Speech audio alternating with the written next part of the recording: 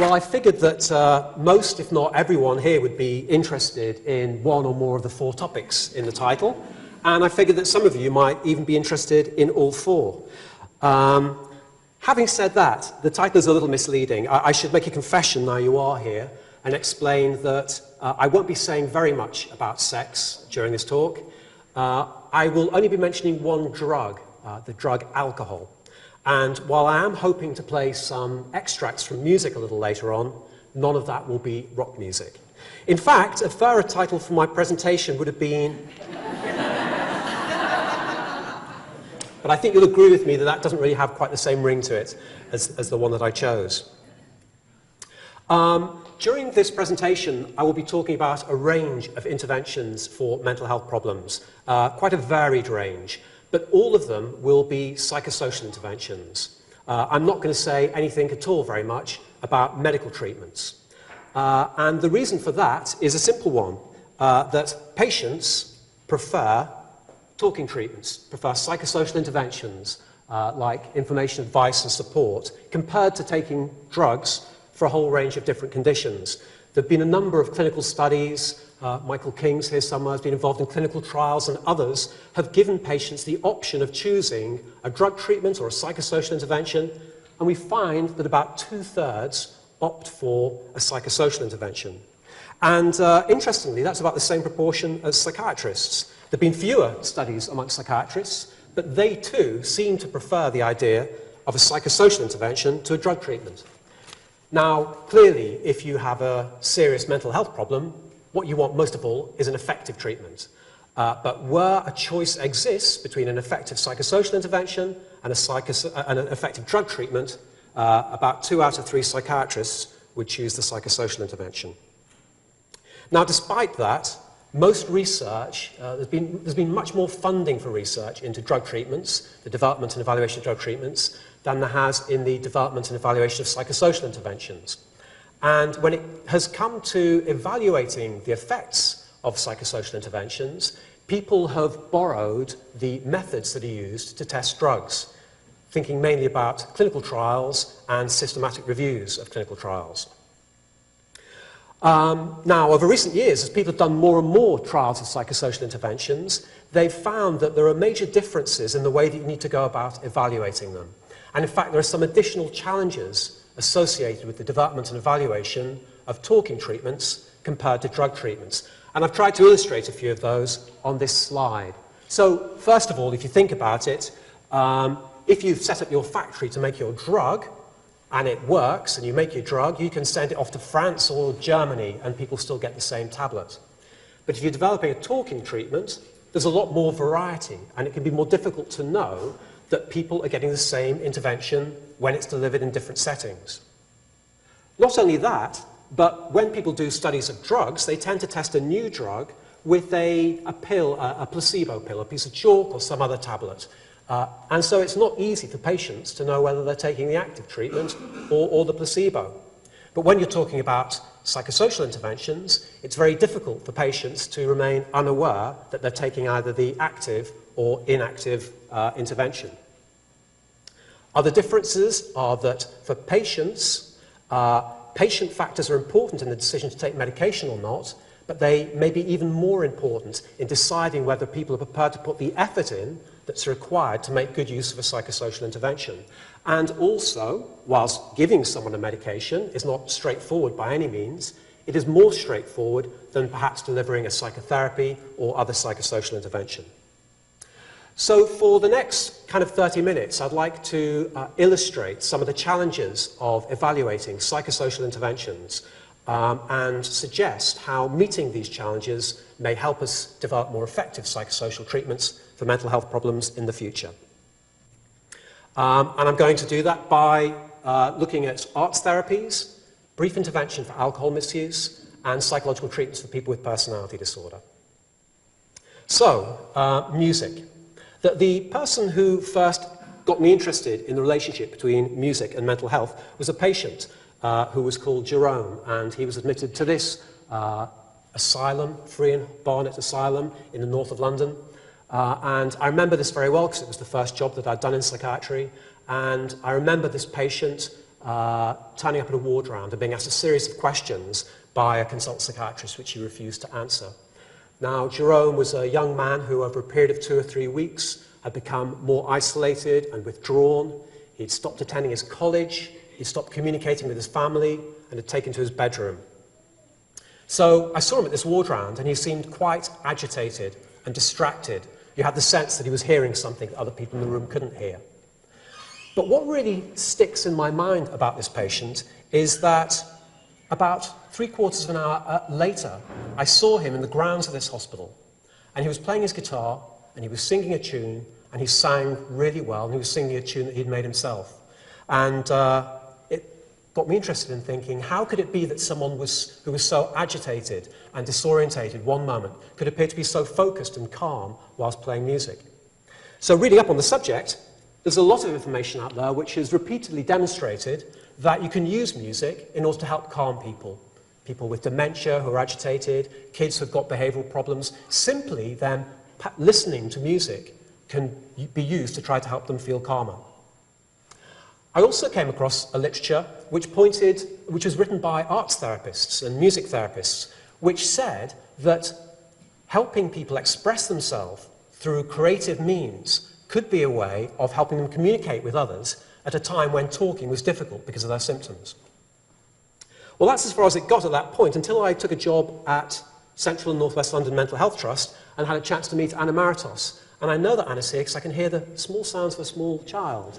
So Anna's here somewhere, and thank you for making the effort. Stood by the door just in case we get more noise later on.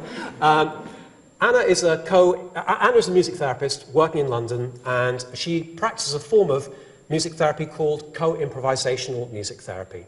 And this involves co-creating music with patients. And in co-improvisational music therapy, the music therapist gives a patient access to a range of different instruments. You walk into a room, there's a piano, there's percussion, a whole range of different instruments. And the music therapist says, use these instruments to make whatever sounds you want. And following that, the music therapist, who's both a trained psychotherapist and musician, will use the sounds that the patient is making in order to try to connect with them, to pick up on their mood, to reflect the mood, and over time to try and build up the comfort in relating to the patient through the music and the repertoire of the sounds they make.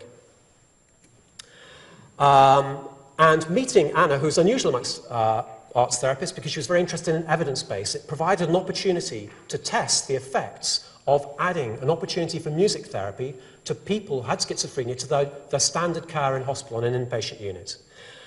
Now, this is the bit of where technology comes in. I'm hoping I can play you 2 extracts of music from a patient who is involved in this trial. This is Simon, who's a music therapist and a patient. You will hear in the first extract Simon introducing very briefly the intervention, and the patient will be using percussion instruments of various sorts.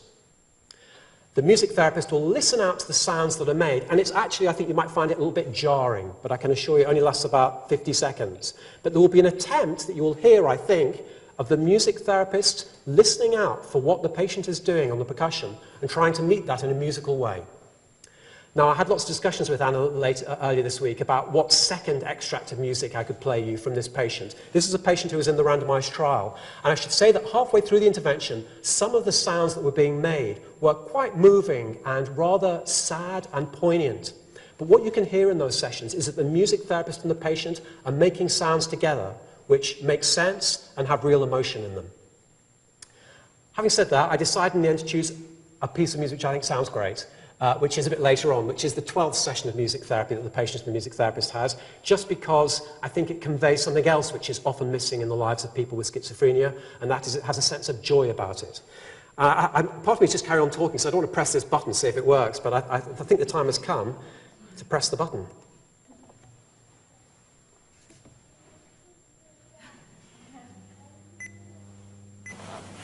This is the first extract. Half an hour, so Okay. let's see what we can do. What's this called? What? It's called sample blocks. Yeah, Like that, yeah? Exactly.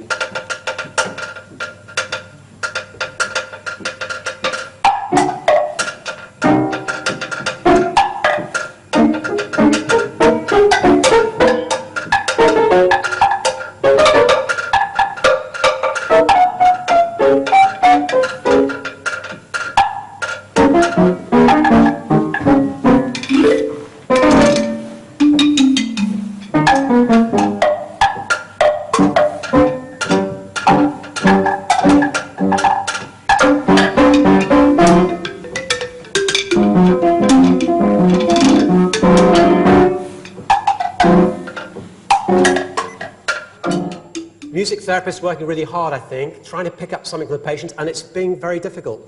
This is 12th session of music therapy. Again, percussion and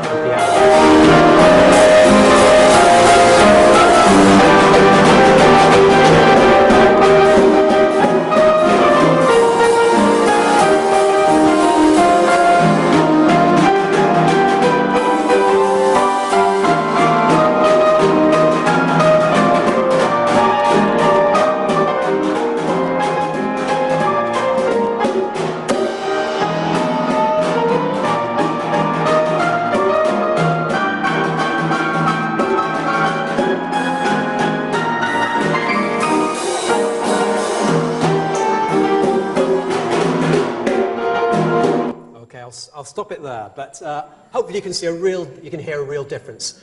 Not just does the second piece of music sound fun, there's a real connection there between the rhythm and the sound of the music. I'm looking up at Anna because she gets worried when I start talking about music therapy, but I think I've done okay. Anyway, these are the results of the trial that we did, and a lot of data on that table, but the important bit, if you can see that red dot, is this. And for people who were inpatients on acute psychiatric wards, at the end of 12 weeks, there'd been a 9-point reduction in this measure of symptoms of schizophrenia in those who had the music therapy, and a 3-point reduction in those who were on the ward. So actually very little difference in the mental state of people on psychiatric wards, which we know, but those who were getting the music therapy had a statistically significant reduction in their symptoms of schizophrenia. So we were very happy about that, and the music therapists involved in the study were very happy about that. And what do music therapists do when they're very happy?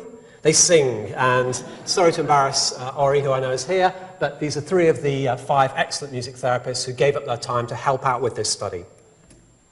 We were even more happy as a team when the National Institute for Clinical Excellence, in reviewing its treatment guidelines for people with schizophrenia, recognized that the study we'd done on music therapy and other trials of art therapies showed a consistent difference in that patients with schizophrenia who'd had access to these interventions appeared to have better mental health, particularly in relation to negative symptoms of schizophrenia.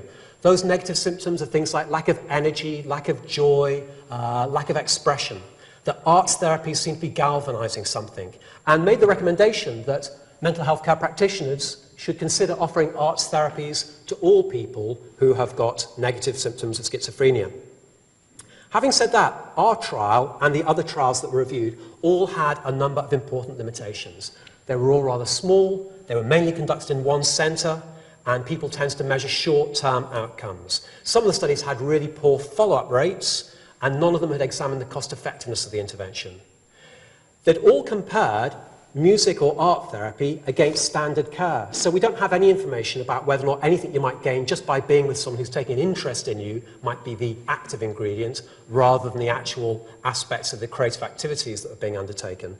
And the reason why all these studies had limitations is because they were all conducted by enthusiasts on a shoestring. Money was not provided for these studies.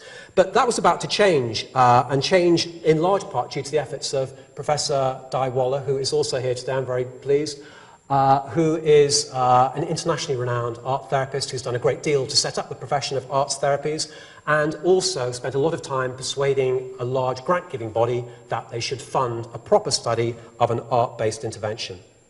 And this became a study which a whole group of us, you can see a large number of people, some of whom are in the audience today, I'd also particularly like to point out both Di and Helen Gillespie, the three of us were the leads on the project, and the help of the Mental Health Research Network, without whom the study would not have been a success.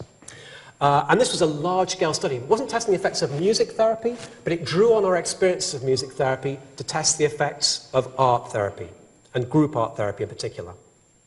And I should say that in addition to the expertise we had on that large team, we also had Professor Peter Tyrer, who's an expert at finding titles for projects, and he designed this title, Multi-Center Art Therapy and Schizophrenia Systematic Evaluation, which sounds a bit clunky, but, of course, stands for Matisse, and we thought, what a fantastic name for the study. It means when we give talks about Matisse projects, we can use the beautiful images of Henri Matisse to illustrate the talk. But the estate of Henri Matisse said that we couldn't use their images, but they weren't, we've still used the name anyway, they couldn't take that away from us. So in the Matisse project, much larger scale project compared to the music therapy study, 4 centres in England and Northern Ireland, and the intervention was delivered over a much longer period of up to a year for those who wanted it for that long. We compared the effects of group art therapy with the effects of an activity group in which people did other activities that didn't involve art materials, and we followed people up at 1 and 2 years. With the help of a whole range of researchers and the Mental Health Research Network, 417 patients were recruited, and we had 30 groups running up and down the country and in Northern Ireland.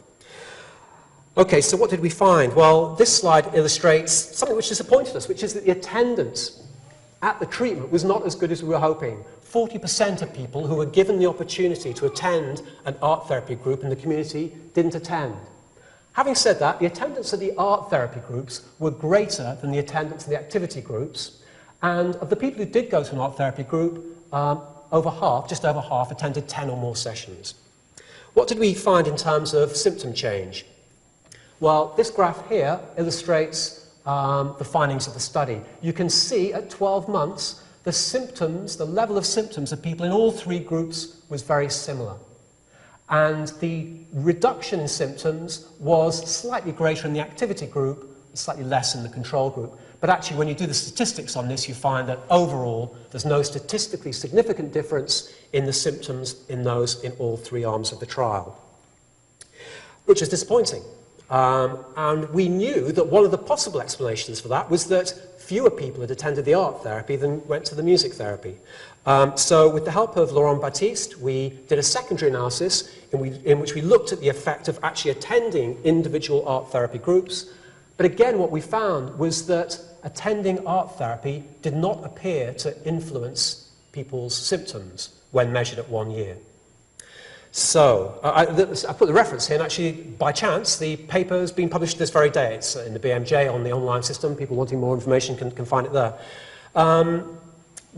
This raised the question, why did we find such promising results in the music therapy study and fail to find something more promising in the art therapy study? Well, the first thing to say is about attendance. The music therapy study was conducted on inpatients, and it's much easier to encourage, drag, what I'm not sure went on, but get people to an intervention when they're inpatients than it is when you're asking people to get on a bus and go along to an art therapy group in the community. The second thing is that we tested the effects of individual music therapy, and we tested the effects of group-based art therapy, so maybe that could be the difference.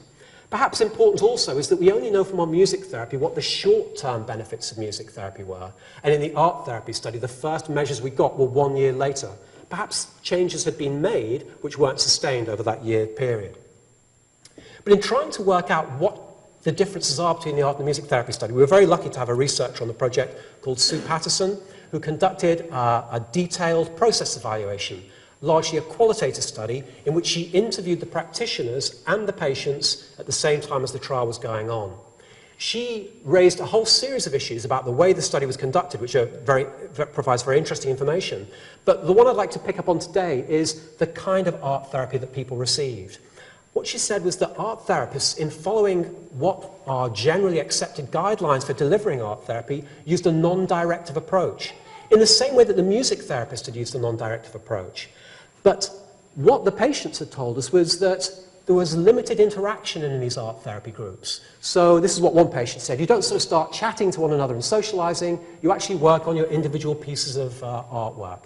And you think about the interaction that's involved in making a painting, And you think about the interactions involved in playing music together. I mean, the music therapist and patient cannot help but interact. There's a sound, it's in the room, it's shared. But actually, and there are more than one artist in the room, making images is in some ways a lonely pursuit, which has far less inherent capacity for interaction. So that's one possible reason. Another possible reason is illustrated by this slide, which looks a bit messy, but it's based on a secondary analysis of data from our music therapy trial and those of 2 other music therapy studies conducted by an Austrian music therapist, Christian Gold. He was interested in the way that randomized trials can seem to have an impact on the way that people are going about their normal business. Because in the trial that they did, they felt that imposing the study on the therapists made them feel less confident about their business. So he had the idea of looking at the impact on symptoms of people as the study progressed. And what you can see in our trial here is that the people who were the first ones in the study didn't appear to have the same benefits and symptoms as those who were recruited later on. This trial shows perhaps something similar, but this study shows something rather dramatic. And actually, both in our study and in this trial, the patients who were the first to be recruited in the trial did worse than the people in the control treatment compared to those who were treated later on. This really points, I think, to the importance of trial processes on affecting the way that people go about delivering their treatments. I was contrasting psychosocial interventions with drug treatments a moment ago, and you can see how giving people a tablet, if there's a trial, it's not going to affect the way you give the tablet. Maybe it'll make it better, you'll be more clear, enthusiastic about it.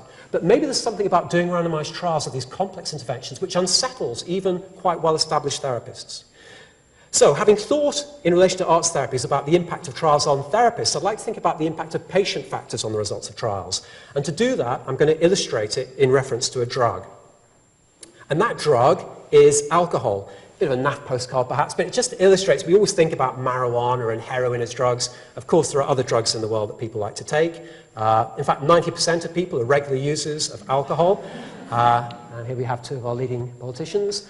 I tried everywhere on Google Images and the rest to find a picture of Ed Miliband having a drink, but I don't know if he doesn't drink or... anyway, plenty of pictures of Red Ken having red wine, and there's our mayoral candidates enjoying a glass. Well, as everyone in the audience knows, I'm sure, alcohol in moderate amounts is fine. Alcohol in higher amounts is problematic for health. Not only do people who drink excessively over a long period of time run the risk of liver cirrhosis and cancer, but there are a whole range of other short-term problems associated with even fairly high levels of drinking. Drinking that a quarter, a third of the people in this, in fact, knowing some of you, I'd say half perhaps.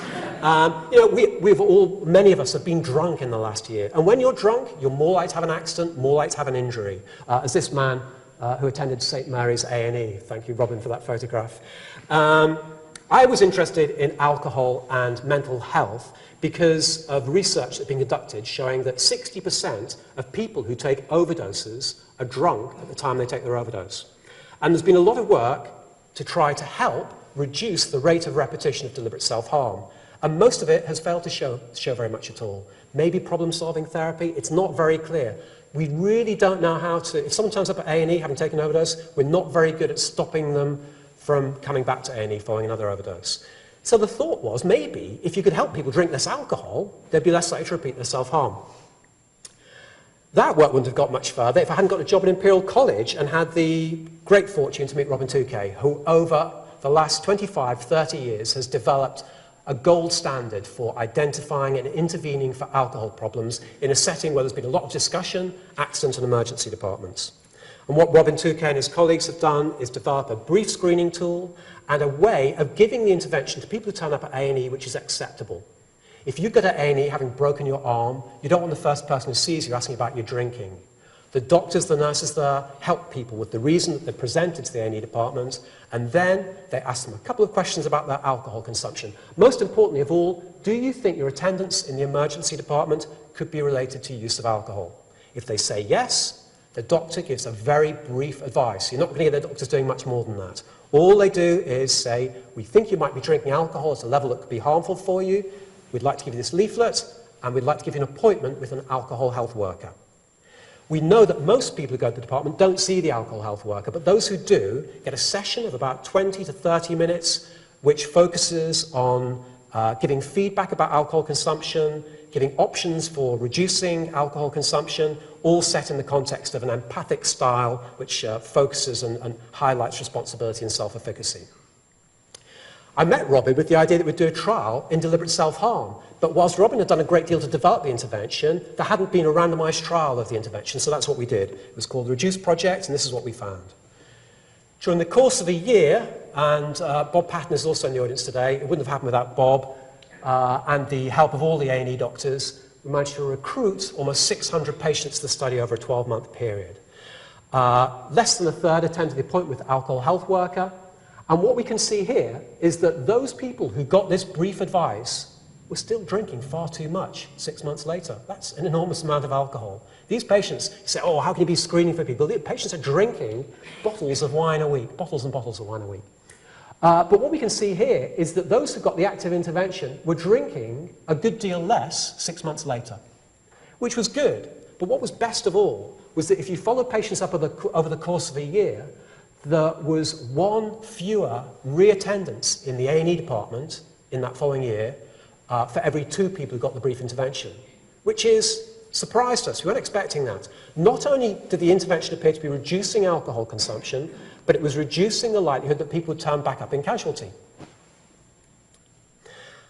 Unfortunately, only 20 people who were in that study had presented with deliberate self-harm, so the original ambition of seeing if this could have an effect on repetition of deliberate self-harm wasn't possible. But with Robin's help and funding from the trustees of St Mary's Hospital, we were able to continue recruitment of people who presented with self-harm in the SHARP study and measure the impact on alcohol consumption and repetition. This is what we found. The patients who turned up in A&E who had taken an overdose were more likely to think that alcohol was important for their attendance in A&E than other patients. They were also more likely to attend the appointment with the alcohol health worker. And they also reduced their alcohol consumption. The amount they reduced their alcohol consumption with deliberate self-harm was pretty much the same as it was for the patients who presented with accidents and injuries. Sadly, we didn't see any difference at all in the likelihood of repetition of deliberate self-harm. We thought that was because we were only able to follow them up for 6 months, and maybe it took a bit longer for that to take place. But with Madeline Dean's help and others, we've followed them up over 4 years, and actually that is a slight increase, but it's not statistically significant. It's a small-scale study. We haven't proven whether intervening for alcohol with deliberate self-harm patients makes a difference, but the small-scale study we did suggests that there may not be an effect. Now, we didn't have the resources in that small study to do the complex qualitative investigation that Sue Patterson did in our art therapy study, but I was very interested to try and explain why we found what we did in relation to deliberate self-harm. And to do that, I had an opportunity to speak to patients attending the Waterview Centre, many of whom have problems with self-harm and alcohol misuse. When I talked to patients about the relationship between alcohol and self-harm, everyone to a person recognised a relationship. But it was a different kind of relationship. What they said was, or I remember one person in particular, who others may remember, said to me that when she wanted to harm herself, she started to drink alcohol. Experience emotional distress, feel angry, feel upset, hit the bottle, self-harm. You could call that instrumental use of alcohol. You're not drinking and then something happens. You're drinking to make something happen. And you don't hear people turning up at the A&E department saying, I really want to fall off a ladder, and so I got drunk. But you do hear people saying, I want to harm myself, and started drinking. This highlights the importance of patient factors. Well, it's been a long while since I started, so it's time to talk about sex. I don't know if, I imagine some of you will recognise this. Perhaps our Greek colleagues in the audience will recognise it. About 1800, when Lord Elgin decided to alleviate the Greeks of the beautiful stone carvings that were atop the Parthenon in Athens. And these beautiful carvings, which you can now see in the British Museum, tell a story which is filled with alcohol and sex. What happened essentially was that a community of Greeks were celebrating the marriage of their king. And so they decided to have a big party, and they invited their friends, the centaurs, half man, half horse. But they forgot that the centaurs weren't very good at taking their alcohol. When they drank the wine, the centaur king tried to run off with the new bride of the Greeks, and the others attacked the women, and all mayhem broke loose. And you know, to this day, there are lots of anecdotal stories of people getting drunk and having sex, which is unprotected or unplanned. When we were doing the study in the A&E department, we thought it'd be a chance to look at this relationship, and what we found was that levels of alcohol misuse are higher in sexual health clinics than they are in accident and emergency departments. But there's been very little interest in that topic.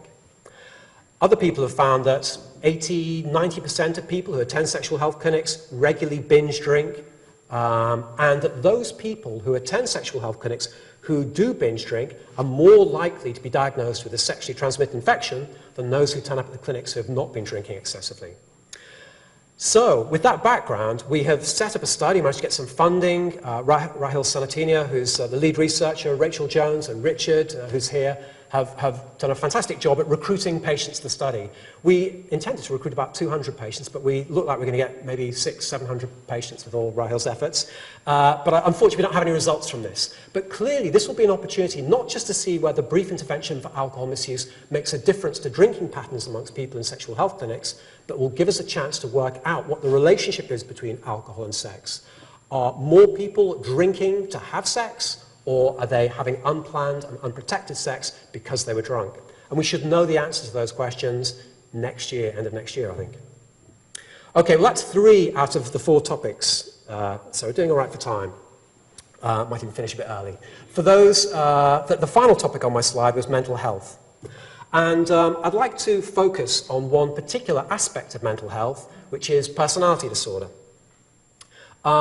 Personality disorder is a topic which isn't very well understood by many psychiatrists, so it might not be well understood by people here today. Essentially, people with personality disorder have ingrained, pervasive patterns of feeling about themselves and getting on with others, which cause themselves problems and cause other people problems as well. It's widely recognized that services for people with personality disorder are poor. There are lots of reasons for that. One reason is that personality disorder isn't an illness. You know, in many ways, the NHS was set up, wasn't it, in that ideal hope that you'd have people who are healthy and working, they'd get an illness, they'd get sick, they'd get a treatment from a doctor who'd be happy that they'd help them, and they'd go off and carry on working. But of course, that's not the way it works out. We live in a world where more and more health problems are chronic, and people with personality disorder, when you ask them about when their problems started, will say they can't remember when they started. It's been a part of their lives since they can remember.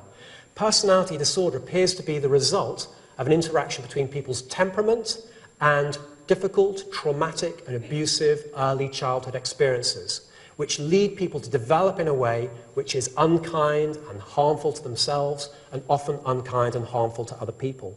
Perhaps one reason why service for people with personality disorder is poor is because we don't have a drug treatment for personality disorder. And I think psychiatrists are able to treat depression, psychosis, reduce symptoms, but we'll be looking into this, but we're not sure whether there is a drug treatment that can help people with personality disorder. But no drug is currently licensed. When I got to Imperial College, I didn't know much about personality disorder. I think, like a lot of psychiatrists, you kind of saw it as a complicating factor when you were trying to go about the normal business of treating mental illnesses. But that all changed when I worked at the Centre for Mental Health, and particularly working with Professor Peter Tyrer, who is a renowned expert in the field of personality disorder and community mental health. And with his substantial encouragement and support, and a bit of arm twisting, I think, at the start, I became interested in studying personality disorder. And with his help and the help of people like Joe Joyce and some of the clinicians who are in the audience today, we set up the first specialist service for people with personality disorder in Central and North West London Mental Health Trust, the Waterview Centre. Not only that, but in collaboration with other researchers, we were able to get research funding which would help us to try and work out how to deliver better services to people with personality disorder. Over the course of the last 10 years, we've been involved in a variety of projects. Deborah Rutter, Tim Weaver, and others who are here played a prominent part in helping us to collect information from service providers and from service users to find out what makes good treatment for people with personality disorder. Those different projects seem to suggest some basic principles which are shared across patients and practitioners. People with personality disorder have rather inconsistent lives, so services for people with personality disorder need to be consistent. providing a consistent service to someone who's very inconsistent and may at times be desperate or manipulative or want something you can't give them requires a lot of energy, but it also requires, we think, supervision so that people can retain their thinking and their focus. Other factors which are important are that people with personality disorder often have experiences of not really learning some of the skills that are required to navigate their complicated lives. So services do a lot to try and promote insight and help people develop better ways of thinking and being with other people. And another factor which lots of services share is their emphasis on peer support. And one of the main projects that we conducted was called the Learning the Lessons Project, which was largely qualitative. This is a quote from one of the patients who was in the study. What they said to us is, you get to share, this is through being in a group with other people with personality disorder, you get to share other people's experience and recognize that you're not the only one struggling with these things. And actually, when you're a person who is having difficulties in all your relationships, and you see people and get introduced to friends who have jobs and lives and relationships, it can be a very lonely experience. But simply coming together with other people who've had difficult experiences may help to try and reduce some of that isolation. This is a quote actually from a service provider. Most people can see faults in other people before they see them in themselves. And they get this, yeah, you can see that in them, but, oh, is that to do with me? So people recognize some of their own difficulties in other people sometimes before they see them in themselves. Well, I was talking about National Institute of Clinical Excellence a little moment ago in relation to schizophrenia. In 2007, NICE decided it would be important to review treatments for people with a particular kind of personality disorder called borderline personality disorder. People with borderline personality disorder have high levels of self-harm, so they often come into contact with mental health services. Now, what NICE really tries to do is decide whether or not you should be giving treatment to people. Is there a particular kind of treatment that works that they should recommend? Or is a treatment that's being delivered ineffective and should be stopped? So the focus very much is on answering the question, does it work? And they do that by reviewing randomized controlled trials of different studies and putting these all together to see what the overall effect is. That's a good thing because when you put all the studies together, it gives you a chance to see not just did the intervention work in one instance, but does it work across instances? Is it generalizable across the whole country rather than being specific to a particular population? But when you start to put these studies together, you find there are big differences, and some studies have more or less positive effects than others. And from the perspective of NICE, this can be a problem because it doesn't allow them to get a nice, easy answer to the question, does treatment help? But that's nonetheless what they do. They combine the studies and try and get an overall estimate of whether or not a particular kind of intervention helps. This kind of variation that you get, we call heterogeneity, and it's seen as a problem. So, too much data on this, but I was talking to someone about whether I should be using these forest plots at all, but we've got about 10 minutes left. This is called a forest plot, and essentially each of these lines represents a different study, and each of these diamonds represents the combined effect of those different studies. I just took this one at random from the report on borderline personality disorder, and you can see that even when people have been using the same outcome measure of self-harm, you get a trial here which appears to be showing not much effect, and a trial here which appears to be showing an effect. To make sense of these diagrams, 0 here, the line, if it's touching the line, it means no effect. And if it's touching this point here, -5, minus 0.5, that means it's got a medium-sized effect. Anything over here would be a good positive effect, and everything over here would be a negative effect. So different effects, some showing not much effect, and others showing a moderately good positive effect on this particular outcome, deliberate self-harm. So when NICE took a look at this data, they said, on balance, we think there is a role for psychological treatments for people with personality disorder. They didn't have the evidence from the trials, but they used the expert views in the room who noted that there were two particular kinds of intervention called dialectical behavior therapy and mentalization-based treatment, and thought they seemed to have more positive effects. So those interventions are rather complicated interventions. You get treatment sessions more than once a week. So as a group, NICE decided to recommend that clinicians consider treatments that have more than one session per week as the optimal treatment for people with borderline personality disorder. And that is the standard approach to combining data from different studies. But over the last 5 or 10 years, there's been a big increase in the number of studies for people with borderline personality disorder. Indeed, since NICE published their report, there have been 5 new trials. And when you get larger numbers of studies for people with a particular condition, it gives you a chance not to see this mixture of results as a problem, but to start to investigate why that variation might exist, exploring the reasons for this heterogeneity. And we do this using a technique called subgroup analysis. And it's one that hasn't been used very much in mental health services so far. That's not because people haven't thought about it, it's because we haven't really had the number of trials you need in order to start looking at that variation.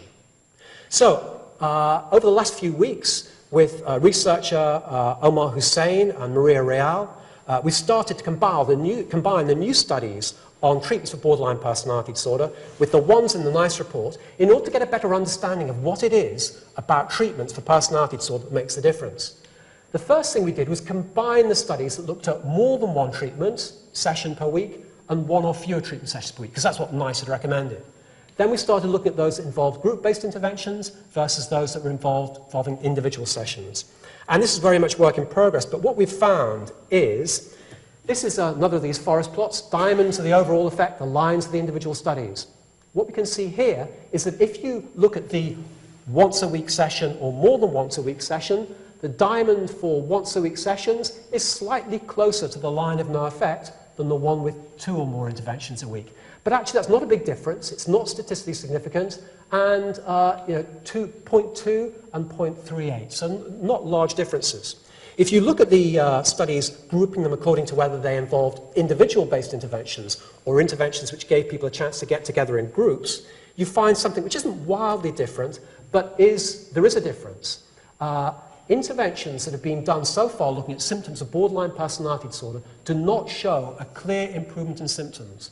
But those that involved or combined group-based interventions with individual interventions have made a difference, and that difference is 0.48, 0.49, which is defined as a medium-sized difference. So rather than NICE guidelines, which emphasize once a week or more than once a week, we're starting to think that the important aspect of interventions for people with borderline personality disorder is whether or not they involve group-based processes. As I say, it's work in progress. I could show you more of these, but I won't. But this one's on deliberate self-harm. And again, it shows this consistent trend. Interventions involving groups appear to have more beneficial effects than those involving individual interventions. This is particularly interesting for us at the moment because together with colleagues, we're involved in other studies of group-based interventions. One is a study in Oxford with Steve Pearce and colleagues there who are undertaking the first ever randomized controlled trial of an intervention called therapeutic community, which is very much at the heart of it is the idea of peer interaction. So if this is the active ingredient, this study should show it. Another study with the help of Mary McMurran, who's leading the project in Nottingham, Lavanya Thana, our researcher here, we're recruiting patients to a study of psychoeducation and problem solving. And this is interesting because it's a short-term, largely group-based intervention. And we'll be interested to see what the results of that are. One of the things that's really emerged from this study is that different people doing studies in the same patient group use different outcome measures. People in America use different outcome measures to people in England. In fact, people in North London use different outcome measures to people in South London. And this is a real problem when it comes to trying to learn these lessons. So I know Peter Tyra is very involved in this, but we're trying to get a greater agreement about using consistent outcome measures so that we are better able to combine these studies. But this is rather conjectural, and I guess I've got a conflict of interest because together with the people on the front row here, I'm involved in providing a group-based intervention for people with personality disorder, and rather than just using this data in a rather playful way, what we really need is a study which will compare an individual-based intervention with a group-based intervention using the same theory. I put something in yellow at the end of it. I know that my colleague Paul Moran's very interested in this at the moment. I think this has particular implications at the moment because there is currently an expansion of talking treatments for people with a range of mental health problems called the IAPT program. We hear all the bad news, but we don't hear the good news. One of the really good pieces of news in Britain over the last 5 years has been that at a time of austerity, there's been a large expansion of talking treatments for people with common mental health problems like anxiety and depression. And these services really are making a difference and providing an alternative to drug treatments for those people who want them. The problem with IAPT services is that they've used, quite rightly, an evidence-based intervention called cognitive behaviour therapy, which is delivered to individuals with these problems. And at the moment, there's agreement to expand these services for people who've got personality disorder. But what I think the work that we're doing is showing is that it may be important to deliver interventions in groups for people with personality disorder, and this doesn't appear to be the plan that the IAPT program is going to be using. Okay, I've got just a couple of slides to kind of sum up things. I hope over the course of the last 45 minutes I've been able to demonstrate to you the importance of understanding the complexity of psychosocial interventions, not only the way that they're organised and delivered, group and individual therapies, but the importance of patient and staff-related factors on the outcomes of these psychosocial interventions. And hopefully I've begun to persuade you, if you need persuading, that we need to get a better understanding of these factors if we're going to develop more effective psychosocial treatments for people in the future. How do we do that? Well, there are three things that I've mentioned already, but I'd just like to repeat. The first is that when we're doing randomized trials, clinical trials of these complex interventions, it's essential, I think, that we learn about what's going on in the study, because we need to understand how studies can actually affect the outcomes that patients might get compared with normal clinical practice. The second thing is, if you want to find out how treatments are helping people, there's no better starting point than asking people themselves. What we've tended to do is interview people who've had a particular treatment, but when it comes to patients who've got personality disorder and other long-term conditions, they've usually had experience of using more than one treatment. And I think there's a real opportunity for doing comparative, qualitative research, finding out from patients themselves which interventions work with them in different ways and what are the reasons for the differences. It surprises me that there appears to be no effort to have done this so far. Comparing different treatments by using one patient's voice who's had experience of more than one. And finally, with the increase in clinical trials we have now of psychosocial interventions, I think there's a real opportunity of doing systematic reviews, not just aimed at answering the question, does it work, but trying to identify the features of interventions which might be more or less successful. I've been talking about psychosocial interventions, but maybe I've been saying more about social aspects of these interventions than the psychological. And I think when you look at the literature on psychosocial interventions, it's really dominated by symptom reduction, by thinking about the mental processes that give rise to symptoms and trying to do something about it. I think that really is important in the coming years that we focus just as much on the social aspects of psychosocial interventions. There's been some really important work looking at the effects of employment and trying to help people get employment with long-term mental health problems. And some of what I've been saying today is really about the importance of interactions and human interactions for people with long-term mental health problems. We know that if you have a mental health problem, the amount of social contact you have with others will reduce. Now, if that's a short-term problem, that's okay, because you'll pick up those social networks again. But the work that we've done in psychosis really points to the social withdrawal that often accompanies longer-term psychosis. And this can leave people in a situation where they have very little, if any, satisfying connection with other people. I think from the work on music therapy and potentially from other arts therapies that these creative ways of communicating, expressing yourself, do provide ways of helping reconnect people with severe mental illness to others in a way which feels good. For people with personality disorder, the problems are quite different because their lives are full of contacts with other people, but they're usually characterized by conflict, misunderstanding, and distress. And from the work that we're doing at the moment, I think there is an argument to be made for the importance of providing group-based interventions which give people a chance to get psychosocial support from each other and also learn how they can lead more healthy lives. Okay, just a final couple of comments. Developing an evidence base takes a lot of time and a lot of patience. And I want to just briefly thank a few people who've shown me a lot of time and patience over the years. First is I'm very pleased that my mum is here, and my dad I know is going to be trying to listen to the podcast. In addition to being great parents, they also took a great deal of interest in my education, and I wouldn't be here without them. Some researchers have played a really important part. Doing research is a difficult business, particularly when you're doing it part-time, and not many senior academics give you the time you need in order to develop the skills you need to do things like write papers. But I was very, very fortunate when my first experience doing research was with Professor Anthony Mann, who's also here, who I was reminded recently has supervised so many researchers that 23 have now gone on to get professorships, and I believe there are another couple in the pipeline, as it were. But you know, I often think about the amount of time I give to junior researchers. It wasn't the amount of time that Anthony Mann made to really help the academic careers of people.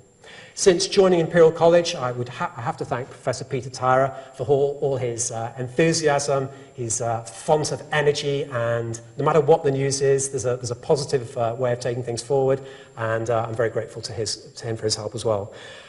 Over the last few years, I've become a more and more part-time clinician, but I still greatly value my work and greatly value working with the team at the Waterview Centre, who are mainly here today. I'm very grateful for their being here.